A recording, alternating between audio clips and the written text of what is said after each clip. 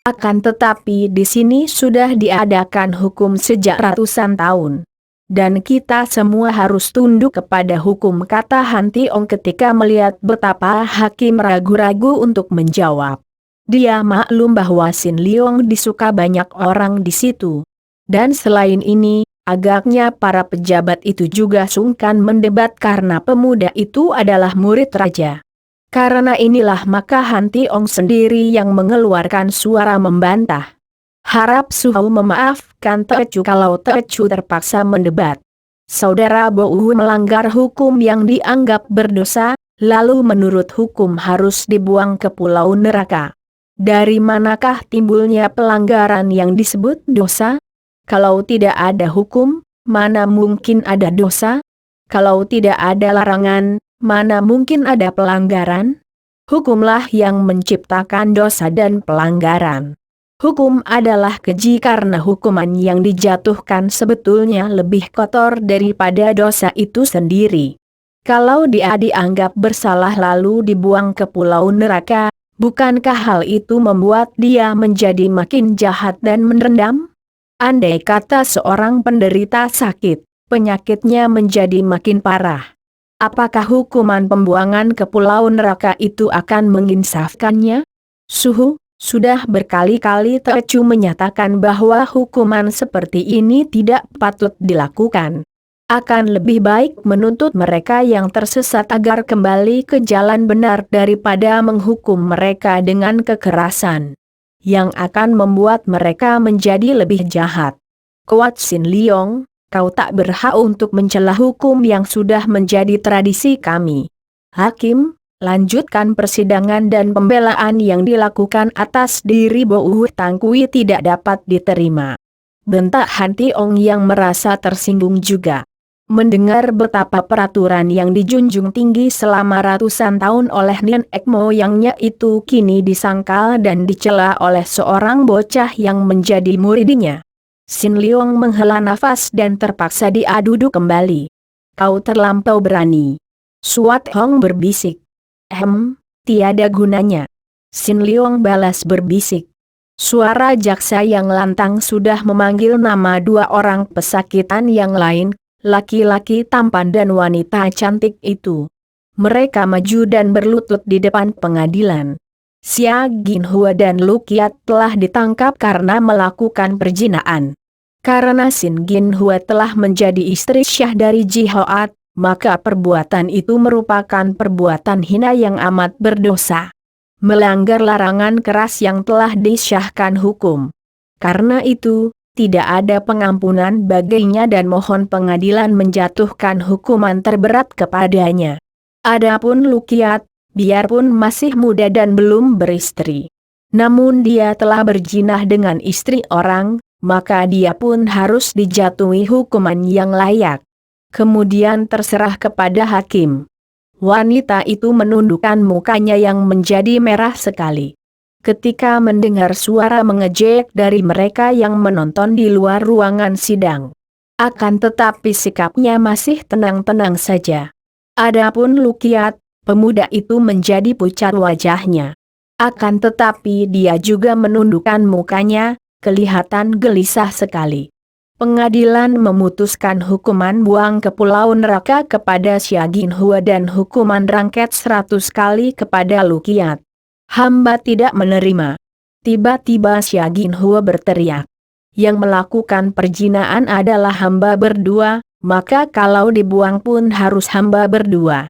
Tidak, hamba menerima hukuman rangket 100 kali, teriak pula Lu Kiat. Laki-laki apa kau ini? Ketika merayuku, kau berjanji akan bersama-sama menderita andai kata dibuang ke pulau neraka. Xia Ginhua memaki dan terjadilah ribut mulut antara mereka. Diam! Teriakan menggetarkan dari Han Tiong membuat mereka berdiri menjatuhkan diri mohon pengampunan. Karena kalian melakukan perbuatan yang memalukan sekali, menodaikan nama baik Pulau Les. Maka sepatutnya kalian berdua sama-sama dibuang ke pulau neraka. Kata raja itu dengan suara tenang namun penuh wibawa. Sia Ginhua memegang tangan kekasihnya dan menangis sambil menciumi tangan itu. Akan tetapi wajah Lu Kiat menjadi makin pucat. Kembali Sin Leong bangkit berdiri. "Maaf, Suhu." Teocu terpaksa membantah lagi. Mereka memang telah melakukan perbuatan yang melanggar hukum yang ada. Akan tetapi apakah perbuatan mereka itu sudah demikian jahatnya maka sampai mereka dihukum buang? Teocu kira di balik perbuatan mereka itu tentu ada sebab dan alasannya. Mereka menjadi korban nafsu. Akan tetapi kalau seorang istri sampai melakukan penyelewengan, tentu pihak suami juga ada kesalahannya. Tidak perlukah diselidiki mengapa wanita ini yang telah bersuami sampai berzina dengan pria lain? Mengapa dia sampai tidak dapat menahan dorongan nafsu berahi? Tentu ada sebab-sebabnya. "Sin Leong, engkau seorang bocah belum dewasa, tahu apa tentang nafsu berahi?" bentak gurunya. Agak tertegun juga karena dia mendapatkan kebenaran tersembunyi di balik bantahan muridnya itu. Terdengar suara ketawa ditahan di sana-sini, bahkan Permaisuri sendiri menahan senyumnya. "Teocu, mengerti dari kitab. Pembelaan seorang anak yang belum dewasa terhadap perzinaan yang dilakukan orang dewasa tidak dapat diterima. Laksanakan hukumannya dan buang mereka bertiga sekarang juga ke pulau neraka," kata Han Tiong. Persidangan dibubarkan dan 3 orang pesakitan itu lalu digiring keluar untuk dilaksanakan hukuman atas diri mereka. Yaitu dibuang ke pulau neraka, hukuman yang paling mengerikan dan paling ditakuti oleh semua penghuni Pulau Es. Karena mereka semua tahu bahwa dibuang ke pulau neraka berarti hidup tersiksa dan sengsara, lebih hebat dari kematian. Peristiwa seperti inilah yang membuat hati Sin Leong memberontak. Dia amat cinta dan kagum kepada suhunya, akan tetapi peraturan hukum di Pulau Es ini dianggapnya terlalu kejam. Sebaliknya, Han Tiong yang maklum akan kekecewaan hati muridnya yang dia kagumi dan cinta, berusaha menyenangkan hati muridnya itu dengan menurunkan ilmu-ilmu simpanannya sehingga dalam waktu setahun lagi saja ilmu kepandaian pemuda yang berusia 15 tahun itu menjadi makin hebat. Boleh dibilang dialah orang satu-satunya yang menjadi pewaris ilmu-ilmu Pulau Es. Biarpun Permaisuri juga mewarisi banyak ilmu dahsyat namun dibandingkan dengan Sin Leong dia kalah bakat sehingga kalah sempurna gerakannya, apalagi dalam hal tenaga Sin Kang dia kalah jauh. Hal ini adalah karena Sin Leong adalah seorang yang pada dasarnya memiliki batin kuat dan tidak pernah terseret oleh nafsu. Sebaliknya De Kuat Ulin adalah seorang wanita yang dibangkitkan nafsunya semenjak dia diperkosa oleh Pak Jin Keong. Dan pada suatu hari terjadilah suatu hal yang sudah lama diduga-duga akan terjadi, hal yang menjadi akibat daripada keadaan yang ditekan-tekan di dalam istana yang dimulai dengan masuknya De Kuat Lin yang kini telah menjadi permaisuri itu ke Pulau Es. Pagi hari itu, Sin Leong tengah duduk seorang diri di tempat yang menjadi tempat kesukaannya bersama Suat Hong, yaitu di tepi pantai yang paling sunyi, pantai yang tak pernah tertutup salju karena pasir berwarna putih yang terjadi dari pecahan batu karang dan segala macam kulit kerang dan kepompong itu seolah-olah selalu mengeluarkan hawa hangat. Selagi dia duduk termenung itu terdengarlah olehnya suara tambur dipukul gencar, tanda bahwa pagi hari itu diadakan persidangan pengadilan yang amat penting. Sidang yang diadakan kurang lebih 3 bulan semenjak 3 orang pesakitan terakhir itu dibuang ke pulau neraka. Suara tambur itu seolah-olah menghantami isi dada Sin Leong, karena suara itu suara yang paling tidak disukainya, suara yang menandakan bahwa akan ada orang lagi yang dihukum. Maka dia tidak bergerak, mengambil keputusan tidak akan menonton karena menonton berarti hanya akan menghadapi hal yang menyakitkan hatinya. Akan tetapi dia meloncat bangun ketika mendengar suara panggilan Suat Hong, Suara panggilan yang lain dari biasanya karena suara darah itu mengandung isak tangis yang mengejutkan. Kua Su Heng. Sin Leong terkejut melihat darah itu berlari-lari kepadanya sambil menangis dan dengan wajah yang pucat sekali. Ada apakah? Sumoi tegurnya sebelum darah itu tiba di depannya. Su Heng, celaka. Ibuku. Biarpun hatinya berdebar penuh kaget dan kejut, Sin Leong bersikap tenang ketika dia memegang kedua pundak Sumoinya dan bertanya. Ada apakah dengan ibumu? Tenanglah, Sumoi. Suat Hong menahan isaknya. Mereka menangkap ibuku dan membawanya ke sidang pengadilan. Sin Leong mengerutkan alisnya. Sudah keterlaluan ini, pikirnya. Rasa penasaran membuat dia berlaku agak kasar. Digandengnya tangan Sumoinya, ditariknya darah itu dan dia berkata, "Mari kita lihat." Ketika dua orang itu tiba di ruangan pengadilan, mereka mendapat kenyataan bahwa keadaan berlainan sekali dengan sidang pengadilan yang sudah-sudah karena suasana amat sunyi. Tidak ada seorang pun diperbolehkan mendekati ruangan pengadilan, bahkan ketika Sin Leong dan Suat Hong tiba di situ, mereka dihadang oleh beberapa orang penjaga. "Maaf, atas perintah Sri Baginda, tidak ada yang boleh memasuki ruang sidang pengadilan hari ini," kata mereka. Dengan kedua tangan di kepala, Suat Hong melompat maju, matanya melotot dan mukanya merah sekali. "Apa kalian bilang? Kalian berani melarang aku memasuki ruangan? Apakah kalian sudah bosan hidup?" Sin Leong cepat memegang lengan Sumoinya karena dia maklum bahwa kalau Sumoinya ini sudah marah, tentu akan hebat akibatnya. Juga para penjaga itu mundur ketakutan karena mereka mengerti betapa lihainya sang putri ini. "Harap saudara sekalian melaporkan kepada atasan saudara bahwa kami akan memasuki ruang sidang," kata Sin Leong dengan tenang kepada para penjaga.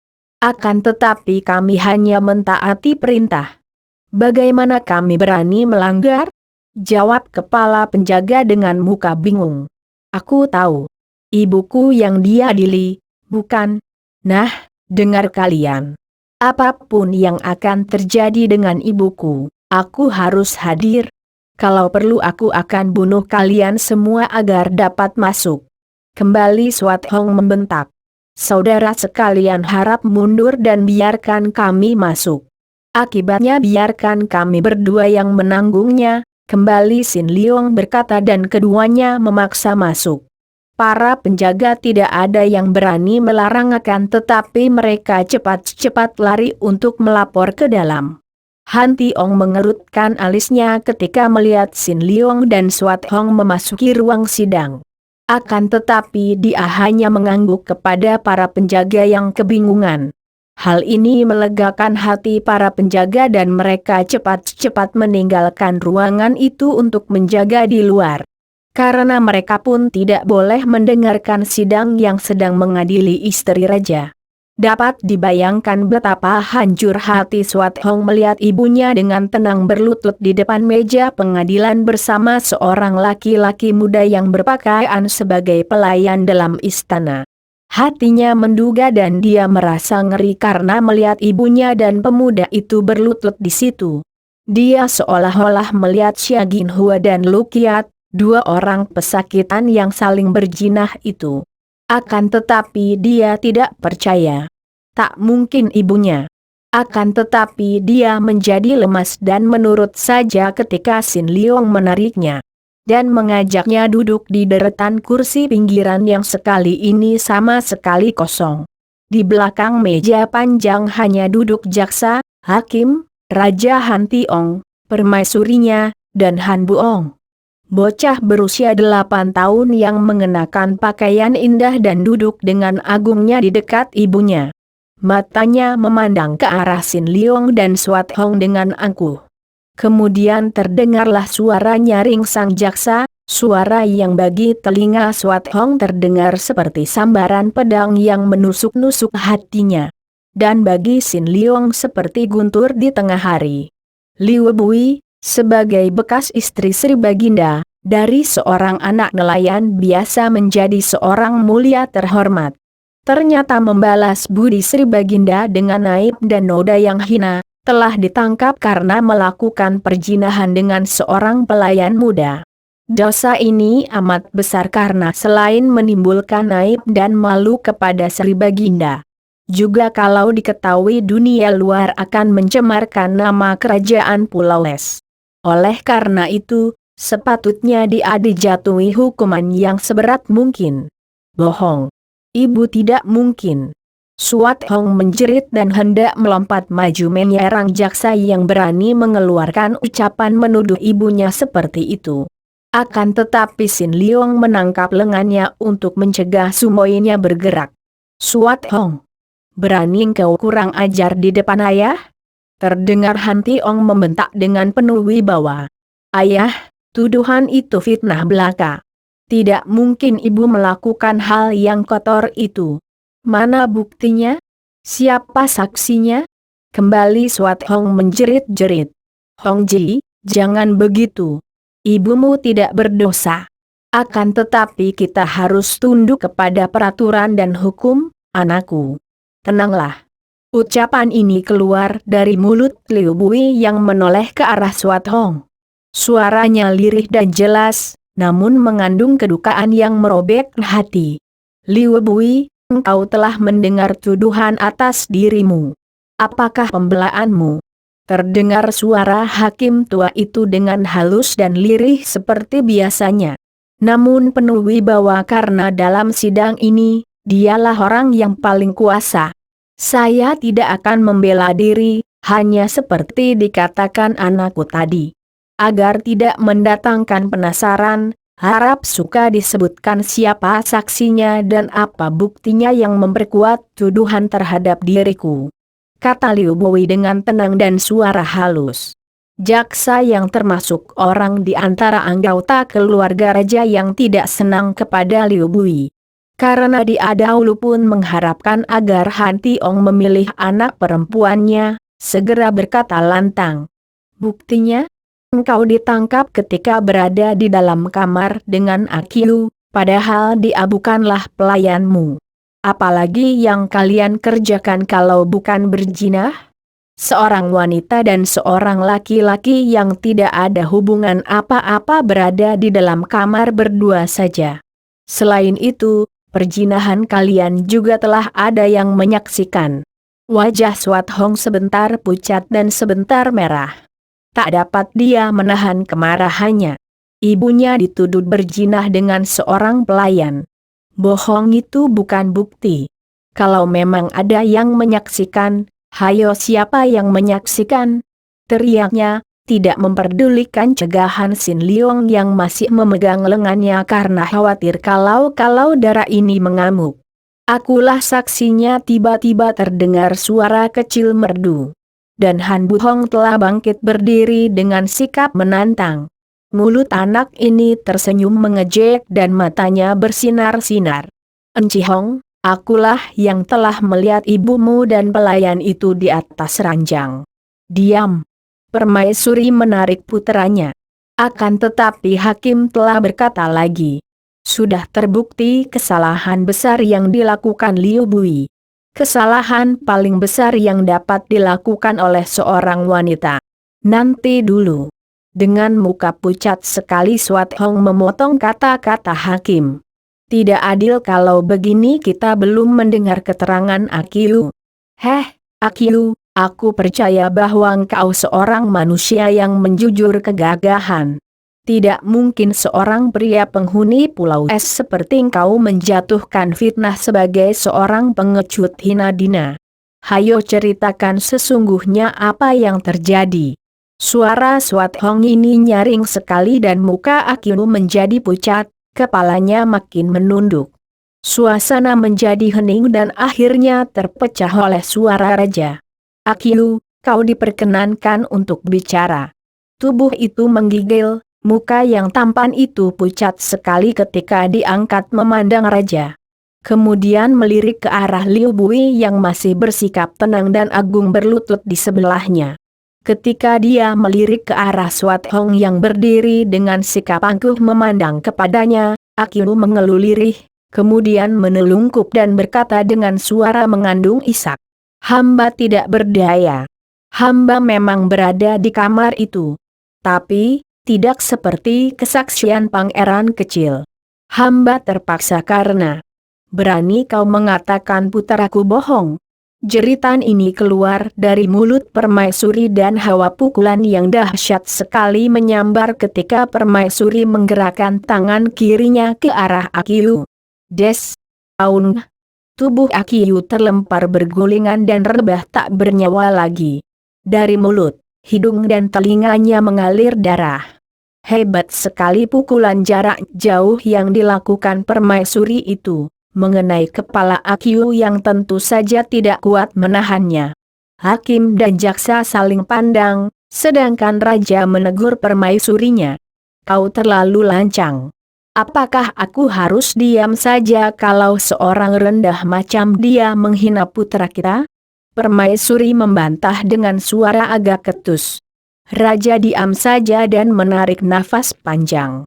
Dia merasa bingung dan berduka sekali harus menghadapi perkara ini, lalu memberi isyarat kepada hakim sambil berkata, "Lanjutkan." Hakim menelan ludah beberapa kali, kemudian berkata lantang, "Saksi utama yang menjadi pelaku perjinahan telah terbunuh karena berani menghina pangeran. Akan tetapi dia mengaku telah berada di kamar itu, maka sudah jelas dosa yang dilakukan oleh Liu Bui. Karena itu sudah adil kalau dia harus dijatuhi hukuman berat. Liu Bui, pengadilan memutuskan hukuman buang ke pulau neraka kepadamu." "Ibu!" Swat Hong meronta dan melepaskan diri dari Sin Leong, meloncat dan menubruk ibunya. "Tenanglah, Hong Ji," ibunya terbisik dengan sikap masih tenang saja, sungguh pun wajahnya kelihatan makin berduka. "Tenang? Tidak. Ibu tidak boleh dihina sampai begini." Swat Hong lalu bangkit berdiri, menghadapi ayahnya dan berkata lantang, "Ibuku telah dijatuhi hukuman tanpa bukti dan saksi yang jelas. Akan tetapi keputusan telah dijatuhkan dan saya tidak rela melihat ibu dibuang ke pulau neraka.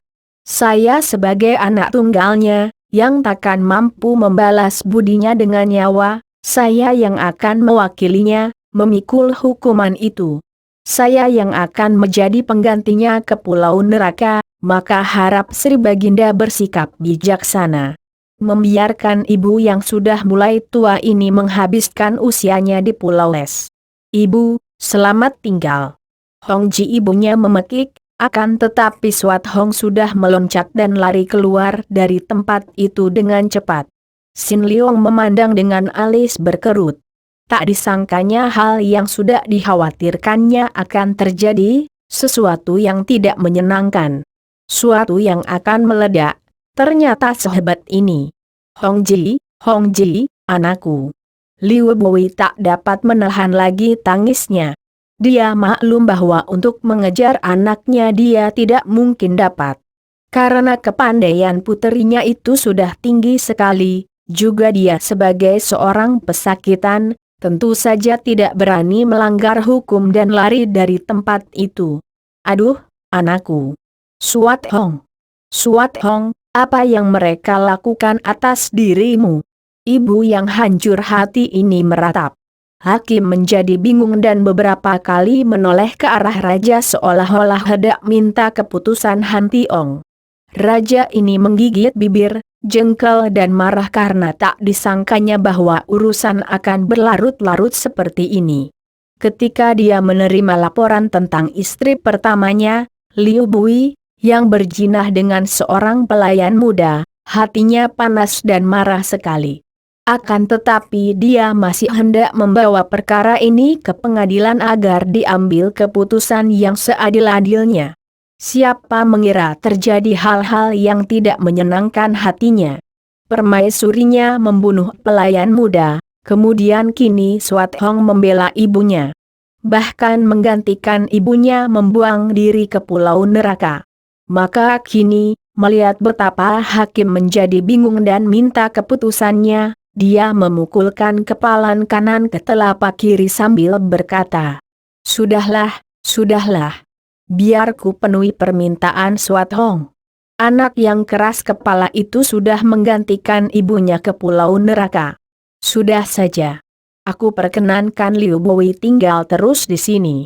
Setelah berkata demikian, dia menggandeng Tanggan Buong dan permaisurinya, bangkit berdiri dan hendak meninggalkan tempat yang tidak menyenangkan itu. Akan tetapi Liu Bowi juga bangkit berdiri dan wanita ini berkata lantang, sambil menatap wajah suaminya dengan mata tajam. "Biarpun anakku telah menebus dosa yang tidak kulakukan, dan aku telah diperbolehkan tinggal di sini. Akan tetapi apa artinya hidup di sini bagiku setelah anakku pergi ke Pulau Neraka? Tidak, aku tidak akan sudi tinggal di sini lagi. Aku mulai saat ini tidak menganggap diriku sebagai penghuni Pulau Es. Aku juga mau pergi dari sini." Setelah berkata demikian, Liu Bowi lalu meloncat dan pergi. Setelah dia bukan pesakitan lagi, setelah dia bukan terhukum, dia berani pergi. Bahkan dengan sikap tidak menghormat lagi kepada raja yang pernah menjadi suami dan pujaan hatinya selama bertahun-tahun itu. "Sesukamulah," kata Han Tiong perlahan. Dan dengan wajah muram raja ini memasuki istana bersama permaisuri dan Pangeran Buong. Sampai ruangan persidangan itu kosong dan mayat Akiyu dibawa pergi, Sin Leong masih duduk di situ. Di dalam hatinya, dia merasa menyesal melihat sikap Raja Han Tiong, gurunya yang dicintainya itu. Taulah dia bahwa perubahan pada diri gurunya itu terutama sekali terjadi karena hadirnya Dekuat Lin yang kini telah menjadi permaisurinya. Diam-diam dia merasa menyesal sekali. Bukankah dia sendiri yang dahulu minta kepada gurunya membawa pendekar wanita Butong Pei itu ke Pulau Es? Kini, wanita itu menjadi selir gurunya, dan setelah Dekuat Lin menjadi permaisuri, kebahagiaan Ibu Suat Hong menjadi musnah. Bahkan kini berekor seperti ini, dengan larinya Suat Hong menggantikan ibunya ke Pulau Neraka sedang ibu dara itu sendiri pergi entah kemana. Dialah langsung atau tidak bertanggung jawab. Akan tetapi, tidak mungkin dia menegur gurunya, juga permaisuri tidak dapat dipersalahkan. Betapapun juga, dia harus memperlihatkan tanggung jawabnya atas kerusakan hidup Suat Hong dan ibunya. Kalau dia mendiamkan saja, seolah-olah dia ikut pula persekutuan untuk merusak hidup ibu dan anak itu. Pulau Neraka kabarnya merupakan tempat berbahaya sekali. Aku harus menyusul Suat Hong dan melindunginya. Demikian dia mengambil keputusan dalam hatinya dan dia tidak lagi berpamit kepada gurunya. Karena maklum gurunya sedang berada dalam kedukaan dan kepusingan. Pula, Sin Leong sudah biasa meninggalkan pulau itu mencari tetumbuhan obat. Maka kepergiannya dengan sebuah perahu meninggalkan Pulau Es tidak ada yang menaruh curiga. Dengan tenaganya yang amat kuat Sin Leong mendayung perahunya sehingga perahu meluncur amat cepatnya menuju ke Pulau Neraka. Dia sudah tahu di mana letaknya pulau itu, dari keterangan yang diperolehnya ketika dia bertanya-tanya kepada para penghuni Pulau Es. Bahkan diam-diam pernah pula seorang diri mendayung perahu mendekati Pulau Neraka ini. Akan tetapi hanya melihat dari jauh dan dia merasa ngeri sekali. Pulau itu dari jauh tampak kehitaman seperti pulau yang pantas dihuni oleh setan dan iblis. Pantainya penuh dengan batu-batu karang yang runcing dan tajam, amat berbahaya apalagi kalau ombak sedang besar. Sama sekali tidak tampak ada penghuninya. Sehingga ketika itu Sin Leong menduga-duga bahwa orang-orang buangan yang dibuang dari Pulau Es tentu telah tewas di jalan, tentu tewas di atas pulau itu.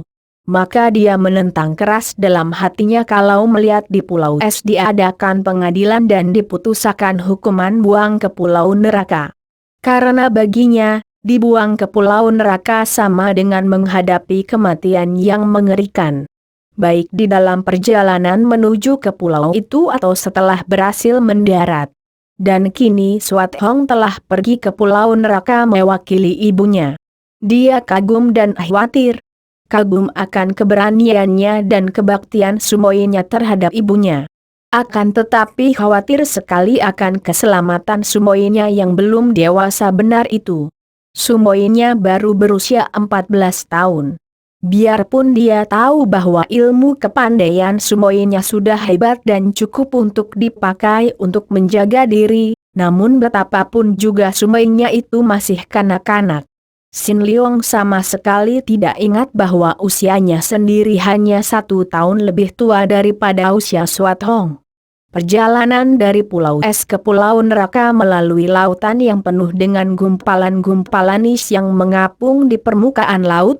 Gumpalan is yang kadang-kadang sebesar gunung dan celakalah kalau sampai perahu tertumpuk oleh gumpalan is menggunung itu. Yang kadang-kadang bergerak, digerakkan oleh angin. Celaka pula kalau sampai terjepit di antara dua gumpalan is yang begitu saling menempel, tentu akan melekat dan membuat perahu terjepit di tengah-tengah. Akan tetapi, Sin Leong sudah banyak mendengar tentang ini, maka dia tahu pula caranya menghindarkan perahunya dan tidak mendekat gumpalan-gumpalan is yang berbahaya, melainkan mencari jalan di celah-celah yang agak lebar. Kemudian dia tiba di daerah lautan yang penuh dengan ikan hiu. Ratusan ikan hiu yang hanya tampak siripnya itu berenang di kanan kiri dan belakang perahunya. Betapapun juga tinggi ilmunya, ngeri juga hati Sin Leong. Karena dia tahu bahwa sekali perahunya terguling, kepandaiannya tidak akan berguna banyak dalam melawan ratusan ikan buas itu di dalam air. Cepat ia mengeluarkan bungkusan yang sudah dibawanya sebagai bekal, membuka bungkusan dan menaburkan sedikit bubuk hitam di kanan kiri, depan belakang perahunya. Tak lama kemudian, ikan-ikan hiu itu pergi berenang dengan cepat seperti ketakutan setelah mencium bau bubukan hitam yang disebarkan oleh Sin Leong. Pemuda ini sudah mendengar akan bahaya ikan-ikan buas. Maka dia telah membawa bekal racun bubukan hitam, yang seringkali dipergunakan oleh para penghuni pulau es untuk mengusir ikan-ikan buas di waktu mereka mencari ikan. Beberapa jam kemudian, kembali dia menghadapi ancaman ikan-ikan kecil yang banyak sekali jumlahnya, mungkin laksaan. Ikan-ikan besar ibu jari kaki, akan tetapi keganasannya melebihi ikan hiu. Ikan-ikan ini bahkan berani menyerang orang di atas perahu dengan jalan meloncat dan menggigit. Sekali mulut yang penuh gigi runcing seperti gergaji itu mengenai tubuh, tentu sebagian daging dan kulit terobek dan terbawa moncongnya. Apalagi kalau sampai orang jatuh ke dalam air. Dalam waktu beberapa menit saja tentu sudah habis, tinggal tulangnya dikeroyok laksaan ikan buas ini. Kembali Sin Leong dengan cepat menyebar obat bubuk hitam beracun itu dan ikan-ikan kecil itu pun lari cerai-berai. Tidak berani lagi mendekati sampai perahu meluncur meninggalkan daerah berbahaya itu. Setelah melalui perjalanan yang amat sulit, akhirnya menjelang senja, sampai juga perahu Sin Leong di pantai Pulau Neraka. Tetapi seperti dugaannya, pulau itu memang mengerikan sekali. Hutan yang terdapat di pulau itu amat besar dan liar, pohon-pohon aneh dan menghitam warnanya memenuhi hutan yang kelihatannya sunyi dan mati. Namun, di balik kesunyian itu Sin Leong merasakan seolah-olah banyak mata mengamatinya dan mau tersembunyi di sana-sini. Siap untuk mencengkram siapapun yang berani mendarat.